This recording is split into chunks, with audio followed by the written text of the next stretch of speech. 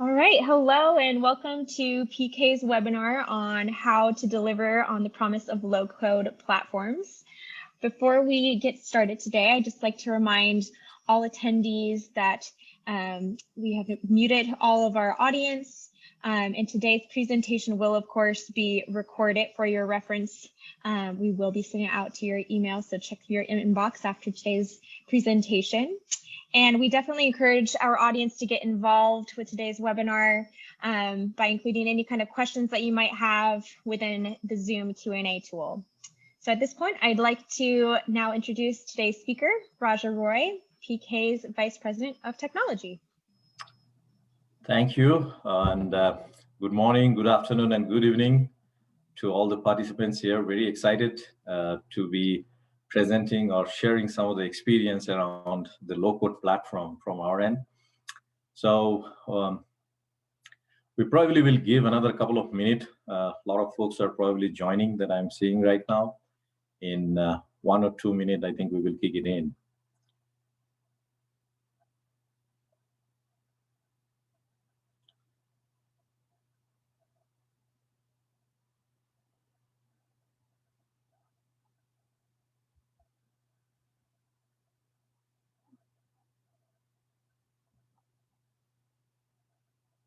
A lot of people are still, dialing in.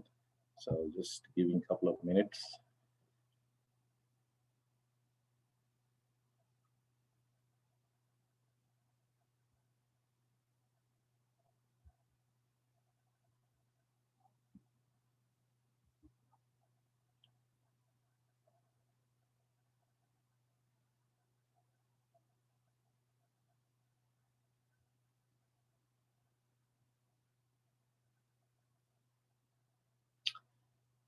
All right, I think we can get started out here. Elizabeth, are we good, or do we need one more minute for people to join in? I think you're good to start. Thanks, Raja. Okay, thank you. So with further ado, right, we will be talking about the delivering on the promise of low-code platform.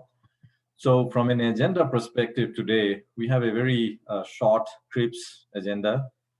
First is that first few minutes, we are going to talk through about the low-code platform landscape. We are going to then talk through some of the adoption challenges that we see in an enterprise when adopting low-code, the common pitfalls that comes there, and the enablement playbooks that we have developed to successfully drive this kind of initiative, right? That's what will be. And then we'll open up for a Q&A and wrap up. So that's how the agenda is slated for today. So the first thing is on the low-code platform landscape. So when we think about low-code, right, there are two things that has to be kept in mind. First of all, that developing apps, as we know, is becoming more complex, costly, and time-consuming. And there is an intuitive approach now that has been developed where using a drag and drop facility, using, let's say, for example, a no-code kind of platform, which will encapsulate all the complexities from traditional development, is envisioned to be a platform for a set of group of professionals who will be proficient in delivering that application, who do not have a complete understanding or maybe not very proficient in programming language like a Java or a .NET, but they may have knowledge on the business side, right? And we call that that community of professionals as citizen developer. And through graphical user interface, the citizen developers are empowered to kind of create or build apps without learning too much of the code complexity. So that's the promise, that's the vision for low code.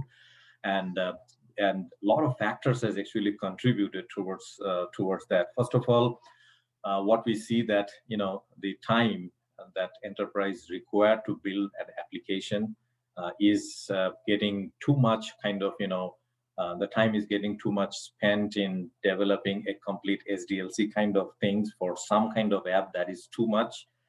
And using a technique like a low-code platform has always been proved to be productive there. So that's the whole premise of how low-code development is expected to work. So with that, what is happening right now that in the app development ecosystem, there is a new set of developers, what we call the citizen developers, are coming into the play.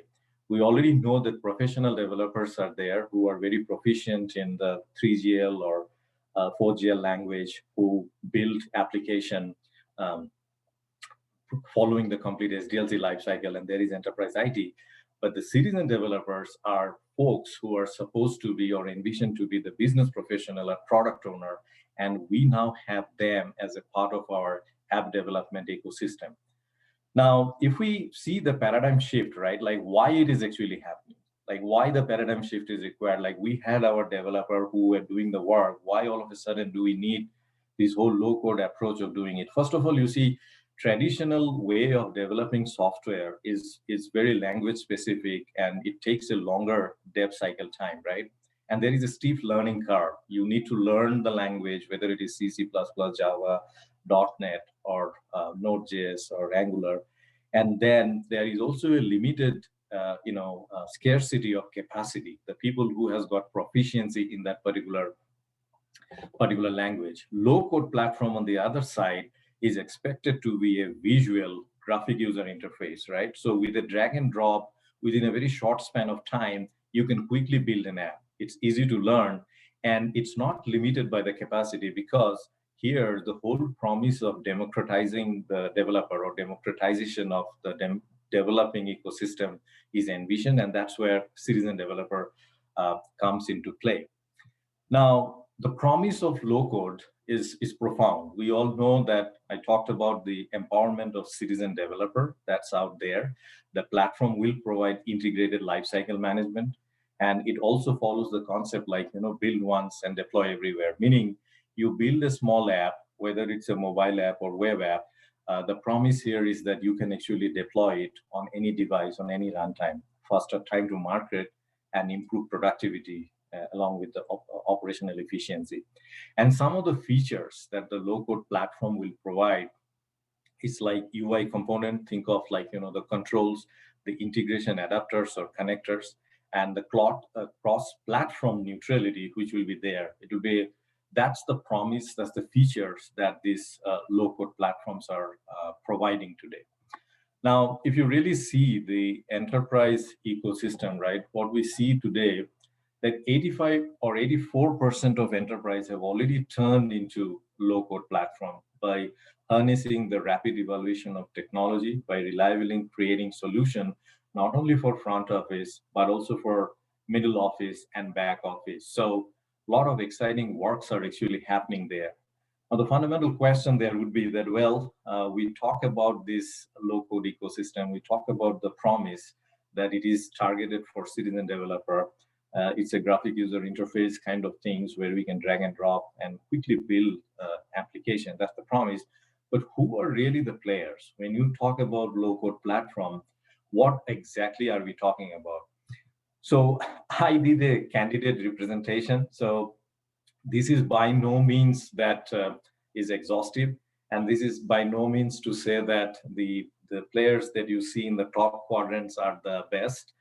I just did a categorization based on the I would say the company size and the portfolio, and I gave a name just for quick representation of it. But all of them has got strength in their own way. So based on the fitment, based on the prediction that Gartner's and Forrester's Web Report or Gartner Magic Quadrant, each of them possibly spears in a very different way. The way I kind of categorized it is today, if you see the hyperscaler, like the Microsoft, the Google, and the Amazon, so I kind of bracketed them under one group, what I call the Broncos or the pioneers. And the reason being, the low-code platform movement, what they are driving is pretty much from a PaaS or a cloud-centric approach, which sets them into a different league, and I kind of bracketed them that way. PowerApps from microservice or from Microsoft, which is part of the Power platform, which has got 4 different components out there, right? Power Apps being one, Power BI is another one, Power Automate, and then Virtual Agent. All of that comprise the Power platform ecosystem, and Power Apps is actually targeted for low-code development. Google came back with AppSheet, not to confuse with App Maker, which was kind of shut down this January, but AppSheet is the new platform which Google acquired to support the low-code platform movement. Amazon has got Honeycode, which is still in a beta release, but the promise of that is the same. And in the other spectrum, what I call the Mustang, right, where OutSystem, APN, Mendix, Betty Logs, and there are some others which will probably fall into that quadrant. So they are the other set of players who are also driving that ecosystem. And obviously, last but not the least, K2, Connie, EasyFlow, and Lancer are some of the other companies who are also living up to the promise of low-code platform. So that's the players, what we see in the market.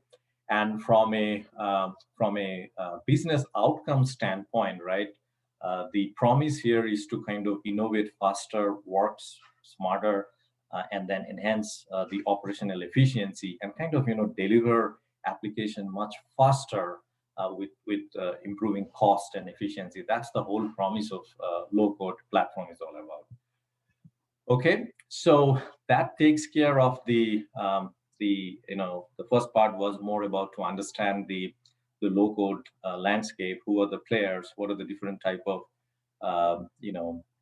what are the different type of benefits that it brings to the table? But now what we'll do is we'll explore a little bit on the adoption challenges part of it, right?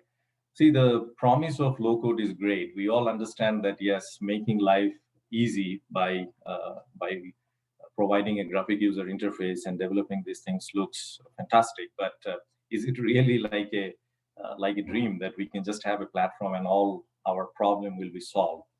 So if you kind of see the challenges, right? What we see that when we have been engaged with so many different clients now, and whenever we talk about the low-code platform adoption, three things kind of spells out there automatically. The first thing is the citizen developer onboarding aspect, right? The capability to build software faster makes life of developer easy. That's point taken. But to onboard the citizen developer has always been a challenge. The second challenge, what we see is the enterprise engineering standard, right? The low-code platform magically will solve everything is an incorrect assumption, because the enterprise guidelines, the enterprise practices needs to be kind of forefront of that development practice.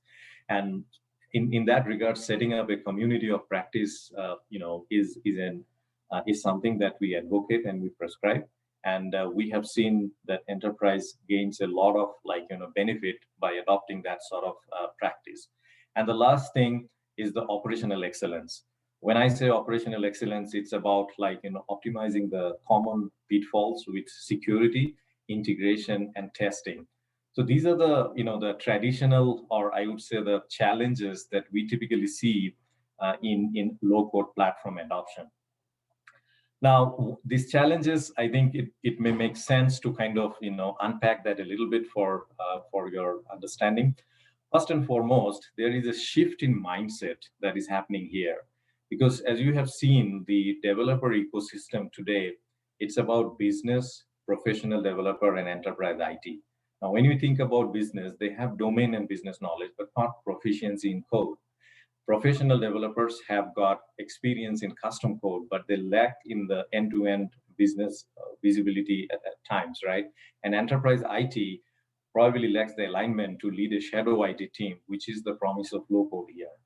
Now, what is the desired state is expected to be? The desired state, what we meant by citizen developer, is that they are the one who are the builder, who are the maker.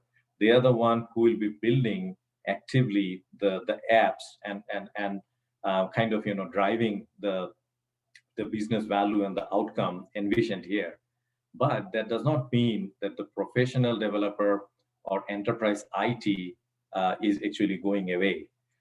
Enterprise IT will still have a play here, and professional developer will also have a play here. So the way to kind of make the synergy work here would be that the builder or the maker actively builds and design the apps, but they seamlessly collaborate with IT and professional developer on needs, what they are proficient for. Once these three things comes together, then only the vision that we envision here will be successful. It is true the apps will still be developed faster, but it cannot be done without like having enterprise IT and professional developer as a part of your core, as a part of your core ecosystem. So how does that actually relate to the common pitfalls, and how do we kind of envision to address that? So if you really see that even if we bring the entire ecosystem together, the pitfalls to address the common pitfalls here, what we see in typical implementations are the three things. First is the security. The second is integration. The third is testing, and obviously automation, which is basically the heart or the genesis of a successful endeavor, kind of sits there. From our experience, what we can say that in embracing a low-code platform, the first thing that has to be keep in mind is that you need to adopt a zero trust mindset here, because you are not writing code here. You are kind of building or taking the capability of a platform to build the apps for you. That does not mean that all aspect of security is taken care here. You got to keep that as a center stage. Number three is integration. If you have to connect disparate backend system, I mean, there are certain times a connectors or or an adapter would be of help. But if you are really thinking about a enterprise way of connecting to your backend data store, adopting an API-led connectivity approach is preferred.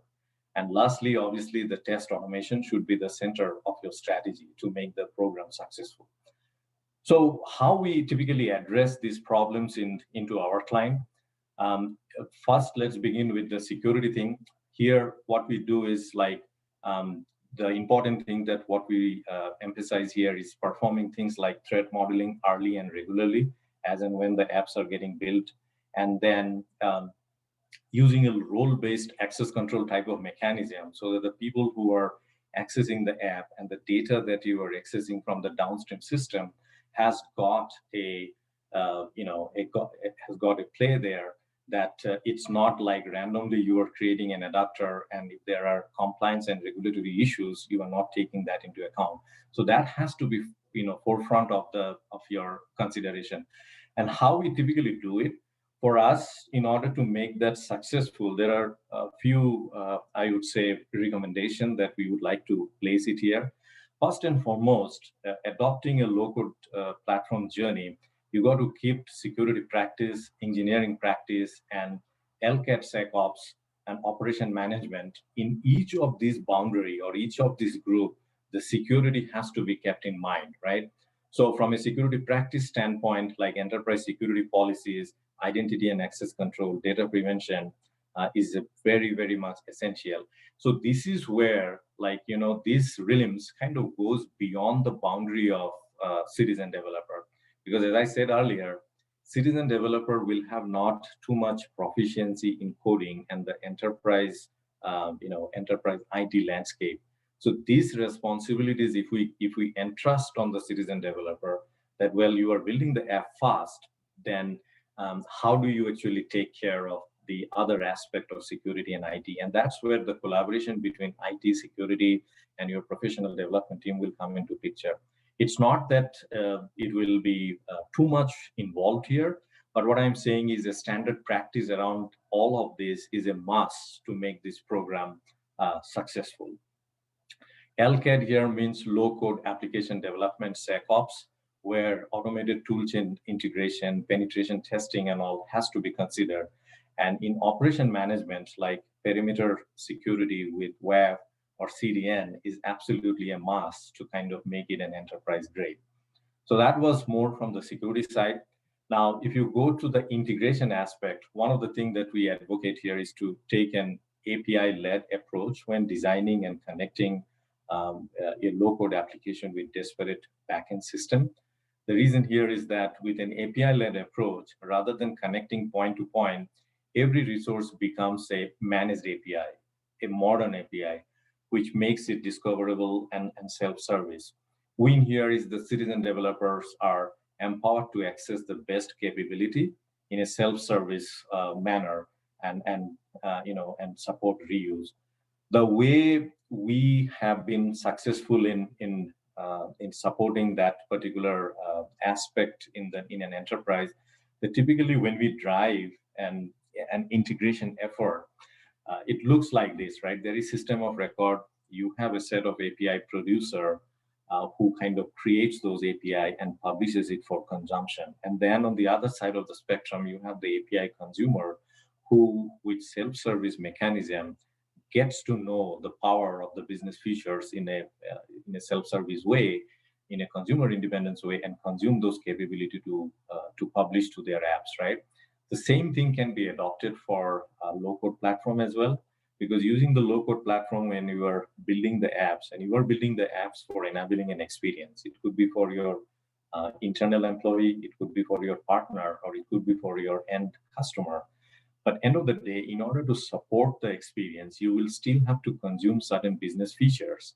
And if you take an API-led way of integrating with your backend data store or backend system, you will be better off, and your, I would say, it will give you better flexibility when it comes to system integration. And the third part here is the what I call the test strategy, because low-code platform, there is a challenge, like with testing, because end of the day, you are not writing any code by itself. There is not binary code that kind of goes in here. So what are you actually testing? Well, you are testing the functional behavior of the application. You are testing the end result that is expected by that apps to perform, right? So shifting left and reducing the low-cost application development cost by implementing an effective low-code test strategy is a must here. So adopting technique like a behavior-driven development, because citizen developer probably will have proficiency to write the behavior-driven test approach or test cases, which they will be able to confirm once the application is built and be able to validate that. Automating low-code UI test is a challenge, because all the testing, all the product that I just talked about, there is not a good automated testing framework or tools for low-code platforms. And even if some that exist, they are not that mature with the experience that we have. Yes, some platforms like PowerApps and all are now providing a capability to build that. OutSystem has also got a strategy out there, but I think it is still, it will take a bit of iterations to kind of, come to the mainstream. And the way what we see is how to make that journey successful here is by, following the standard approach and the practices that I just listed here. First is, in the plan and analyze phase, understand the current control of your environment. If you are building an app only for your internal consumption or for your internal audience, conduct a feasibility study and analysis and see what kind of data are you accessing there. Are you accessing data which are supposed to be like, regulatory or compliance restrictions are there? What is the data access policies at an enterprise level that we have, right? And then build test cases in such a way that you can validate those from day one. Map and extract like the test data from various sources, identify them, map it in a way that your test cases are consolidated from that data set, and it becomes a single source of truth for you to test from the beginning. And then obviously the build and test part, collate and report part.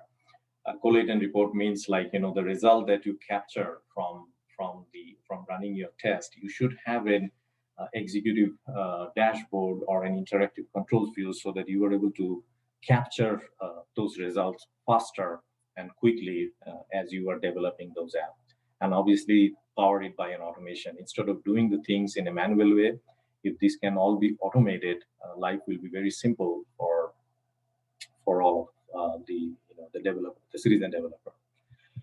Well, so far what we have seen here today is that we talked about the low-code platform, the landscape in general, and we also saw that some of the pitfalls and the challenges associated there. Now the question then becomes like, how do we kind of approach it with a playbook kind of approach, or an approach which will make those the developer onboarding or citizen developer onboarding much more profound? What kind of repeatable process or approaches can be adopted here so that we can scale at an enterprise grade level, right? So with all the experience that we had, this is the playbook that we have developed for low-code platform enablement. So what it says is that, first of all, when an enterprise is adopting a low-code platform, the program foundation has to be established there from an engagement standpoint, right? The thing is, understand what is the consumer problem that we are trying to solve here by building the apps. If we are actually building apps for, let's say an example, an HR apps, that means you are keeping the consumer, in this case, the employee, as the cornerstone of that particular app. What is their needs? What is the pain point? What is the problem that you will solve to make their experience much more intuitive? That is required. The second thing is, what is the competitive offering and the value to the audience that will be provided from this low code? Is developing the app faster is the only need, or is developing the app faster in a secure way and in a more human-centered way is the need here? And then define how are you going to support the thing, right? Once we build the app, I'm a citizen developer, I'll build the app quickly, but then who is going to support it in the long run? And the last part here is that the apps that we have built here, is it really giving me the value or the ROI that my enterprise has envisioned here for, right?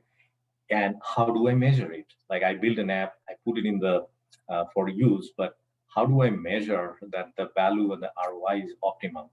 So these are some of the things that has to be considered at a foundation level, and then what we call the design, build, run phase kind of start. So in the design, build, run phase, what we see that from a capability standpoint, first of all, it makes sense to kind of start with a strategy where things like the consumer need analysis, the business goal, and the vision that you have for a low-code application platform is envisioned. Then the second thing, what is important is to kind of create a foundation, meaning what is the low-code adoption guidelines, right? What kind of apps will be suitable for low-code? Because all the apps, probably every single enterprise apps will not be a good candidate for low-code application development. But there are certain apps which will qualify to be developed in a low-code platform, right? An example could be, let's say, for example, if you have a need to kind of build an AR or a VR-based app with rehabilitations and other aspect, right? And which has to exploit the native capabilities of a mobile platform. Low-code platforms are not there yet, like supporting things, let's say, for example, the Google ARKit or Apple ARKit. It will be much more profound if you build those things in a native way. Those type of specific need, right, may not be suitable for a low-code platform at this point of time. But if you have apps, let's say if you have an internal apps trying to build a module for an HR, right, quickly you want to build it, you don't need a native features like that. You can actually adopt low-code platform to kind of build that quickly. So those guidelines, those guardrails has to be created as a foundation. Obviously, the human-centered design aspect should not be neglected, because end of the day, you are building an app for your consumer. And in order to kind of support the consumer need, and human-centered design approach is pretty much required. Security policies and a fail-fast mindset. One other thing that what we have seen is that the governance aspect, right? Since low-code is primarily geared for citizen developer, but establishing a community of practice for evangelizing the best practices in terms of security, in terms of testing, and in terms of integration, like what kind of pattern should be used for integrating system. If a low-code platform needs a small, a simple database or some of the, let's say the small connectors, right? You probably could be better off using an adapter. But let's say, for example, if you are trying to use an enterprise, system like an SAP or a Salesforce, it may make sense to kind of, provide a patterns that for those kind of integrations, we will take a microservice-based approach or an API-led, supported by an API-led connectivity.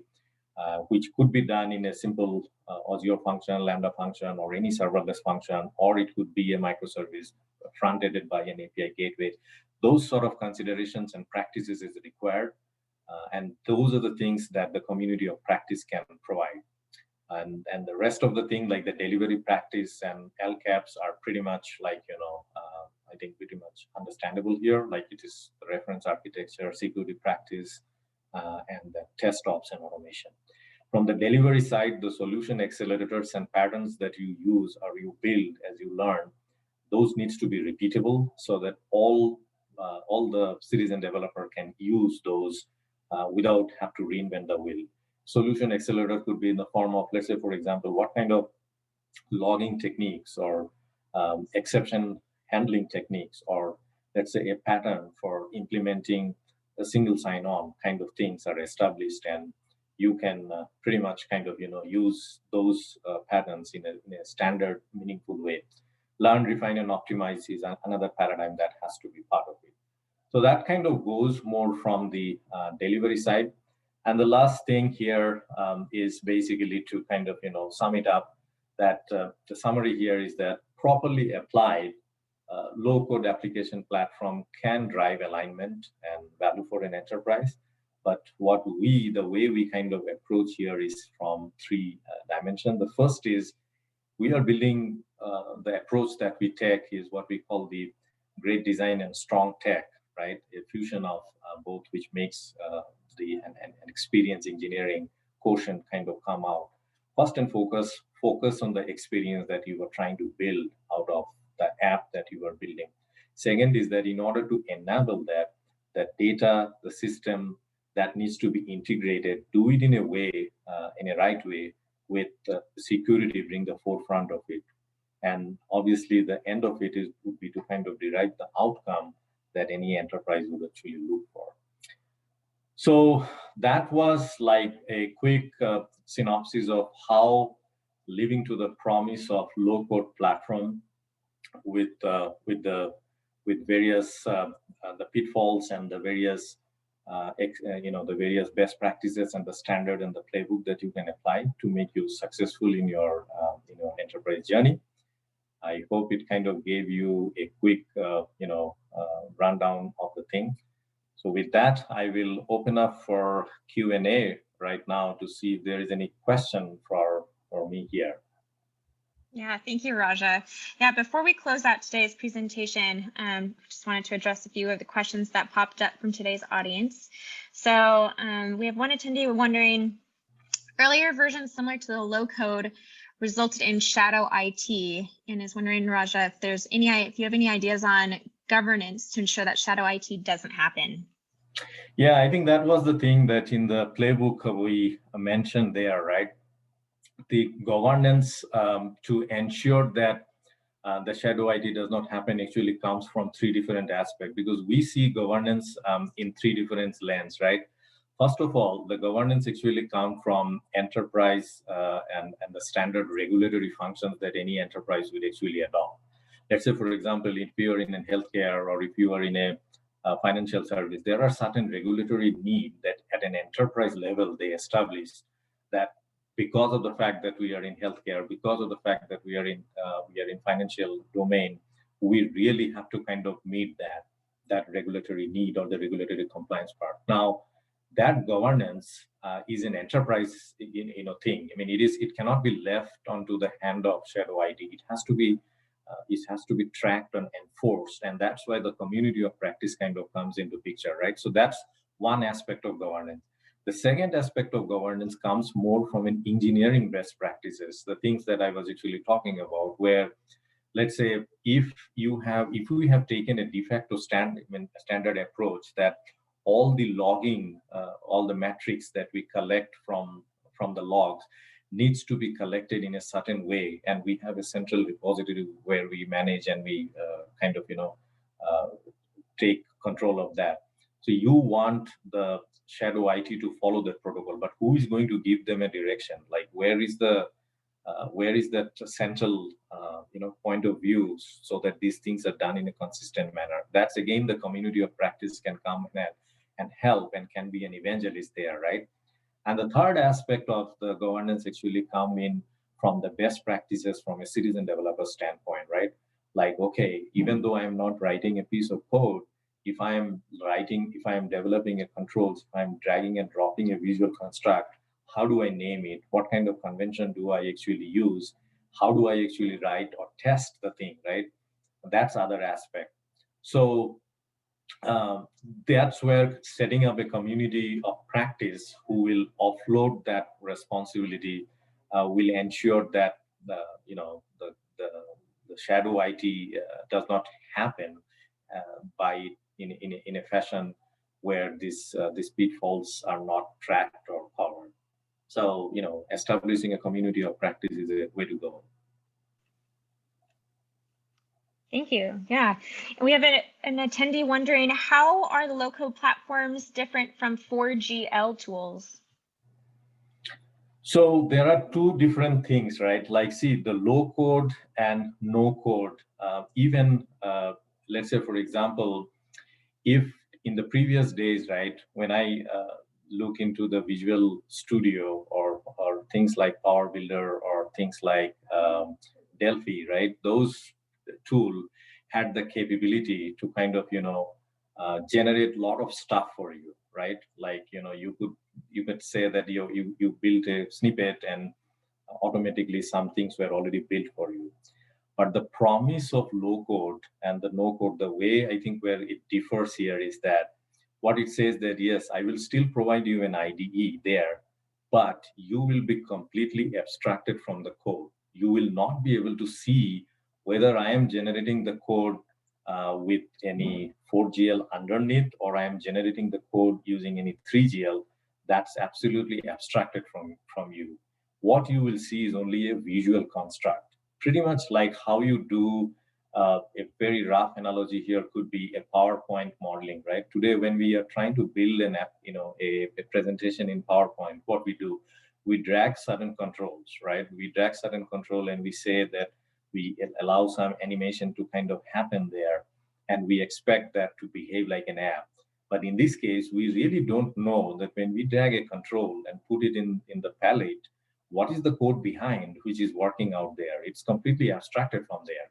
So that's the promise, that's the decision, that's the vision of low-code platform is all about, that simply with a drag and drop facility and providing a platform which will help you to kind of quickly build a mobile and web app without you happen to learn a 3GL or a 4GL is the vision here. But on the other side, the platform which supports a 4GL and all, it provides you a capability to do something quickly, but that does not make you completely, I would say,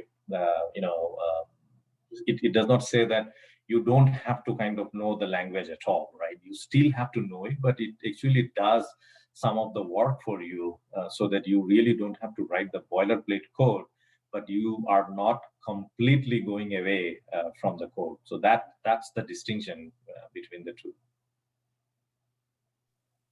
Great. All right, well, we'll just close out with one last question here. We have an attendee wondering, is the DevOps discipline required for low code? Yes. So as I said, like, the FDevSecOps, that's what we call it. So you see, before I, first of all, to answer in a yes or no, the answer is yes, it has to be. Now, the question then becomes, how does it actually apply to the low code, right? DevOps, as we see, DevOps has got like, four different things to kind of talk about, like more from that Kalmar philosophy, right? First of all, it's all about culture. DevOps does not say that it is only for 3GL code or front-end code or back-end code. It's a culture mindset. What does that mean? It means let us build feature faster so that we can move it or we can bring it to the market faster, right? That is moving the feature from its inception, from its conceptualization through the pipeline more, I would say faster to the accessibility of your consumer is the whole promise of DevOps. So obviously, in order to make it work, there is four different elements that kind of takes place here. First is continuous exploration, which is about making sure that the business features from the business people are coming at a continuous rate or a continuous mechanism, right? Then comes the development aspect, where things like continuous integration, keeping the security in mind, that whatever I'm developing, let's make sure that the tests are done and it shift left so that I don't have surprise at a later point of time. Then comes the aspect of continuous delivery, where I am delivering the theme continuously in an automated fashion, and I'm not wasting too much of my cycle time in manual stuff, right? And the fourth aspect there is on, I would say provision on demand or release on demand, right? Based on the need, like I can just release things on a click of a button. So that is pretty much applicable here. The whole concept of that particular philosophy, right? The cultural aspect, the automation aspect, the measurement aspect is pretty much applicable for low-code development here. Only thing is that the citizen developer in this case are not writing too much of a boilerplate code, but they are still building an apps. And that apps needs to be, in some cases, it has to be provisioned into a marketplace like Apple or a Google for mobile app. That apps in some cases has to be provisioned in your local data center or cloud so that consumer can use it. So you still have the need here to move the business features, to move the functions faster for your consumer to access it, right? And that's where I think the DevOps fits into the need here as well. Great. Well, thank you so much, Raja, for sharing these insights, and thank you to our attendees for spending time with the PK team today. So please be sure to check your inbox for further resources in regard to low code. We'll, of course, be sending today's recording as well, and look for ways to contact us to discuss your low code strategy. Thank you.